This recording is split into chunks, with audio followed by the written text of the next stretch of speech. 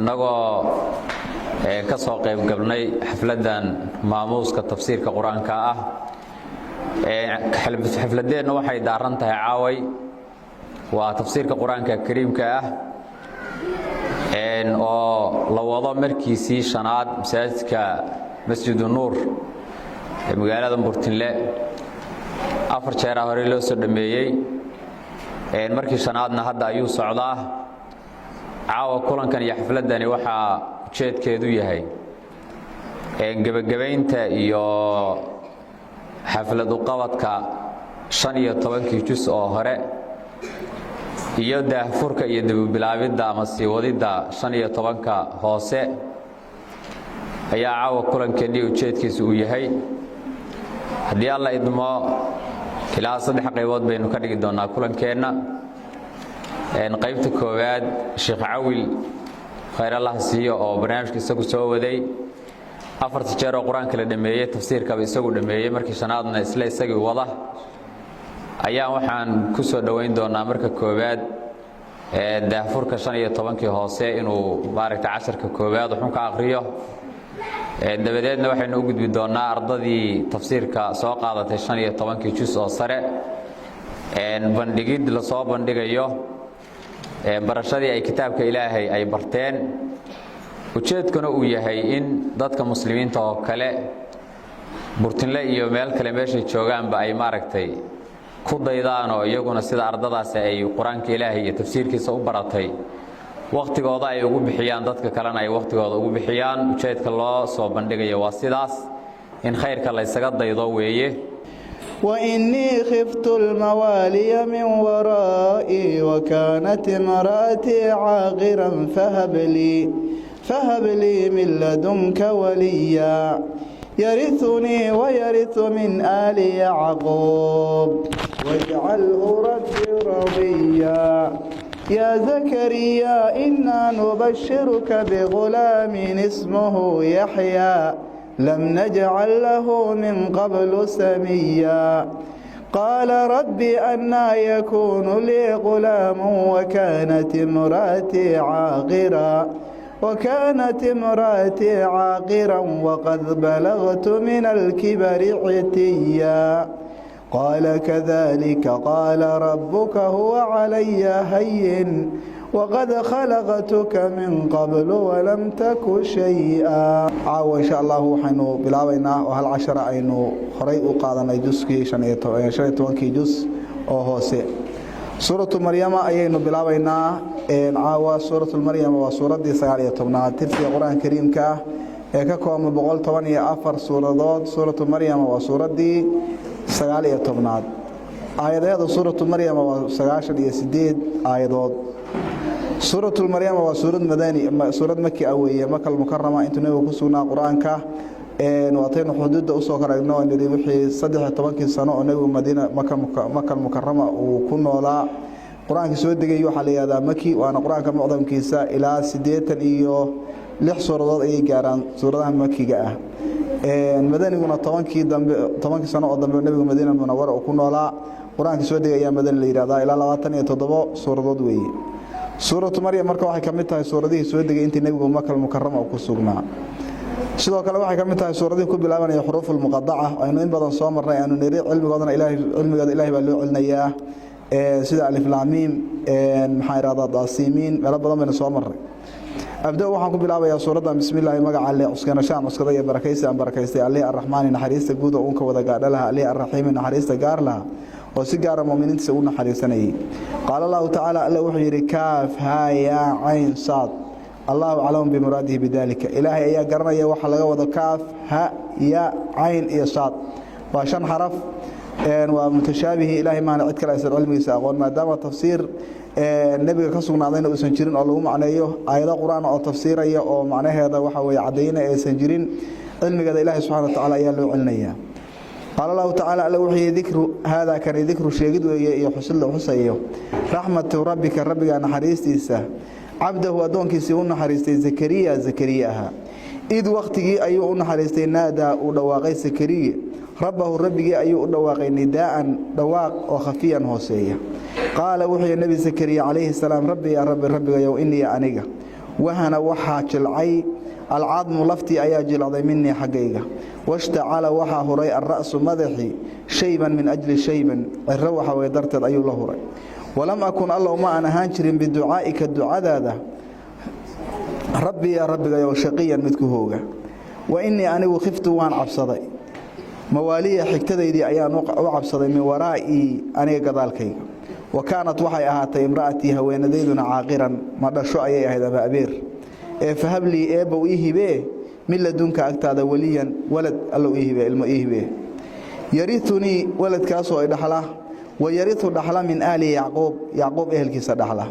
واجعله الله واحد كدغتا كاد سينيسد ربي يا رضيا من لغا راليهي يا زكريا بقى يري زكريا إن أنا نبشرك وحن كوغو بشاريننا بغلام ويل اسمه مجعيس وحا ليرادا يحيى أيا ليرادا لم نجعل ما أنو يلن له إساقا من قبل هران سميا كوكو مجعه يوحلا مجعه وما أنو يلن قال وحي النبي زكريا ربي يا ربي غيو أنا يكون كيف يكون لي سائق السجنانية غلام ويل وكانت وحي أهاتي امرأتي هوينديد عاقرا أبير أمام مدشو وقد بلغت أنا وانقاري من الكبر حق جبوغا عتيا أنقق أما قليل أيان قاري قال ألا وحي كذلك أرنك سداس وي قال ربك ربك أساس أيير هو ألا علي أرنك سهين مدئي فضد وي وقد حقيقة خلقتك وانك أبوري زكريا من قبل هران أيان كو أبوري ولم تكن أضيب عنها شيئا قصة وقصة النبي زكريا عليه السلام إلهي سبحانه وتعالى وأوهي بين يقول كيسي وحوى يحيئها نبي زكريا وأقبابي أدقب نقضي على الشيء إلى بقول إنه وحوى يدعديس وقادي حوينا يدسوا قبينا وحوى يوحي أهيد markay gabadha ahayd waxa weey qof aan dhali jirin markaasna waxa weey wax badan isaga kama yar ilaa 9 jir ay ahayd saasoo ay tahay iyadoo xaaladda bini aadamku uu quusan jiray oo uusan isoran jiray hadii nin maxay raada 100 jir ku gaaray gablan hadii isma dhahayo waqtiga kadib wax dhalaysa nabi zakariya laakiin ilaahay subhanahu wa ta'ala ayuu waxa weey waa nabi ilaahay oo xiriir la leeyahay wax ilaahay ku culusinaysan jirin ayuu waxa weey ogyahay rabbi ayuu marka waxa weey u bariyay wiil waxa way ka bari sababtu wiilka ugu bariyana waxa weeye wuxuu rabaa wiil ka dhaxla diintii ila nabiyada waxa laga dhaxlaa waxa way waa diine xoolo iyo maxaa iraada adduunyo laga ma dhaxlo alla marka wuxuu ka afaaya caan saad ilaahay baa garay shanta xaraf macnahooda dhikru hada kan dhikru xusid weeye la xusayo rahmati rabbika naxariisti rabbiga oo naxariistay abdahu adoonkiisa zakariya nabi zakariya weeye id waqti ayuu u naxariistay naadaa u dhawaaqay zakariya ayaa dhawaaqay rabbiga ayuu u dhawaaqay نداء دواق خفيا هو قرصون وادابته دعاء waxa kamid marka ilaahay bariyaysid inay beenaka oo been Allah noqoto aadan waxa kor la qaylina ducada ilaahay subhanahu wa ta'ala waa alla samiic oo qariiba ku maqlaya inaad waxa aad masalada aad leedahay iyo arinta aad leedahay aad ilaahay subhanahu wa ta'ala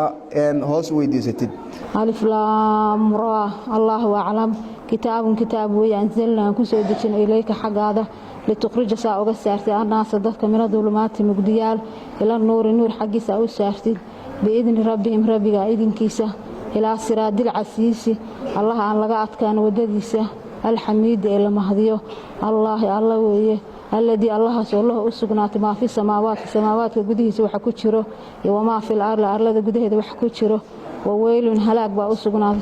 هلاك بأسقنا للكافرين من عذاب شديد أو ضرن بسم الله الرحمن الرحيم وبشر بشارين محمد الذين كوي آمنوا رميا وعملوا سميا الصالحات عمل ونقصا أنا لهم كوا صحوا بشاريسا جنات بيرو تجري سعونيسو من تحتها وسطها الأنهار وبيال كلما مركزتو رزقوا منها أو أرزاقان من ثمر مرو رزقا أرزاقته قالوا حدايان هذا كان الذي كيوي رزقنا من أرزاقي من قبل حتى كهر وأتوا به وأتوا حسيني به سوا وتشابها سوا سيكك ولهم يوم فيها وحي كل جنة أزواج الحاسس وطهارة للطهيرين وهم يوم فيها جنة حديدة خالدون كواريان إن تكونوا هداتهم صالحين كوا وناكسا فإنه إلهي كان وحوا هذا وسن كان سور لن أوابين كوا ونقشة بدن غفورا مدو دافع واتي سيد القربى متك قرابة حقه وحق يصصي والمسكين متك مسكين كان حق يصصي وابن السبيل متك إنا وضع إنا كذا حق يصصي ولا تبذر مالك كعيارنا صير سيرين تبذيرا أذو كعيارية إن المبادرين كوا مالك سيريا كانوا وحيا هذين إخوان الشياطين الشيطان كولاله عاش صدحات وحيلا ذاي من هم أصحاب الكافي يا هاي أصحاب الكافي وكم عددهم ترضوا الشيء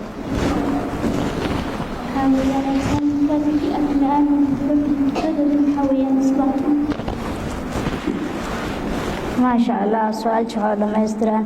سؤال شأن أفراد وحيلا ذاي كم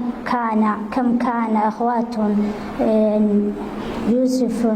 عليه السلام والعلي يوسف والعلي تعبها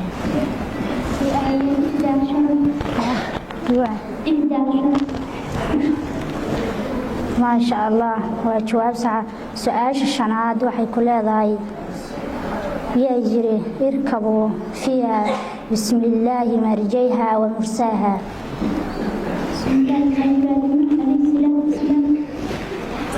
ما شاء الله وجواب سعد مستر هذه هذا وفاء إليه سنه قرآنكي انت سعودي والله صوري حفلة دي سعود بيسي قبل ديسي إلهي وعن كبرينا إلهي إنه عنفعه انتي وحصوب بدي انتي بنانيسي انت بقى خاصة حافظها نكر يدك هذا كم بورت الدجن إن أينو معناها آد وصل وينه وواحد ضبنا يلا أينو وصل وينه أو سكو كدر دارنا وكدر دارنا أينو رانا كسر قيب قال قراك أنت ضبنا هذا صعته ما شاء الله وحن كلو آد وشد عينا يا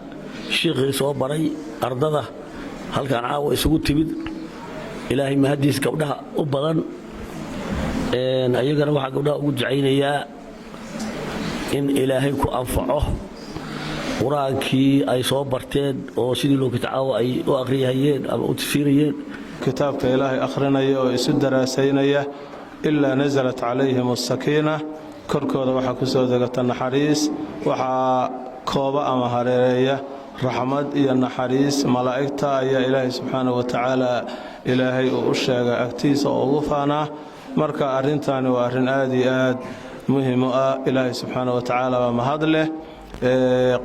qaybgalka aan ka soo qaybgalnay xafladan qiimaha badan oo ku qiimeysan quraanka kariimka sheekh Awil darsiga inoo akhriyay iyo darsiga ay akhriyeen ardaydii tafsiirka la socday oo runtii aan ka marxaanti kici karno inay si fiican u xambaareen tafsiirka quraanka kariimka ilaahay subhanahu wa ta'ala khayr hasiyo sheekhana khayr Allah hasiyo faa'iido weyn baan ka helnay annaga dadka iyaga hadda soo xaadiray ilaahay waxaan weydiisanaynaa in ilaahay subhanahu wa ta'ala uu inoo barakeeyo sheekha cimrigiisa ilaahay uu barakeeyo ilaahayna ajir uu ka siiyo inta ka faa'iideystana ilaahay uu ku anfaco aad iyo aad baa quraanka kariimka hadee inaynu akhrino iyo in la barto iyo in la xifdiyo iyo in lagu tadabburo waxyaabaha shariicadeenu ina amartay sidoo kale in la barto lafdigiisa iyo macnihiisa oo la dhuuxo oo tafsiirka quraanka sida hadda sheekhu uu gudbiyay idinkuna aad uga qaadateen loo qaato aad iyo aad baan idinku hambalyeeynaa inta akhrideena waxaan leenahay Allah barakeeyo inta kale tana waxaan leenahay halka ka sii wada sheekhana cimrigiisa Allah inoo dheereeyo ilaahayna amni iyo istiqraar iyo deganaan hayna siiyo nicmo weyn baad haysataan oo ilaahay idinku nicmeeyay oo magaalada ay dhici karto Buurtinle qaybaheeda kale inaad kaga duwan tihiin marka ilaahay subhanahu wa ta'ala khayr haydin siiyo meeshaasna ka sii wada dadaalka dacawiga ee halkan ka socdana halkaas laga sii wado ilaahay haydin barakeeyo